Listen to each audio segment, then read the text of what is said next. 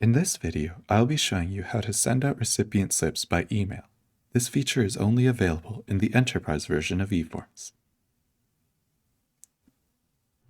If you have not already created PDFs for your recipients, please see our video on creating individual recipient PDFs, as they are required for this process. To get to the recipient email page, click Reports in the toolbar, and then click Email Recipient Slips.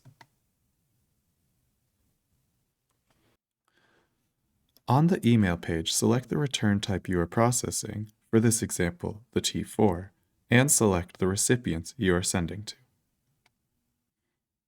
Along with the checkboxes in the list, recipients can be selected by a subset tag or by preset filters in the software. Once you have selected your recipients, set your PDF folder and email options by entering the file path or by clicking the button to the right to browse. Fill out the rest of the email options with your subject, body of the message, and any additional attachments you may need. Before you can send the email, you will need to enter your SMTP settings. Do this by clicking the SMTP Setup button.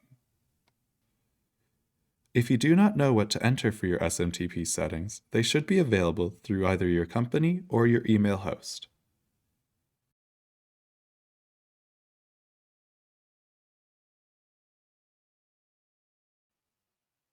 Save the settings and then click Close.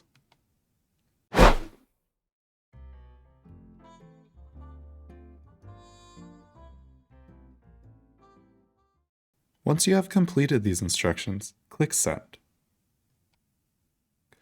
eForms will then ask for your confirmation to send the emails. Click Yes to continue. After eForms finishes sending the emails, it will let you know if any messages failed. eForms will then prompt you if you want to see a spreadsheet of the log. In this tutorial, I will click No. This has been another AvanTax eForms Quick Help video. For more information, please visit our website at avantax.ca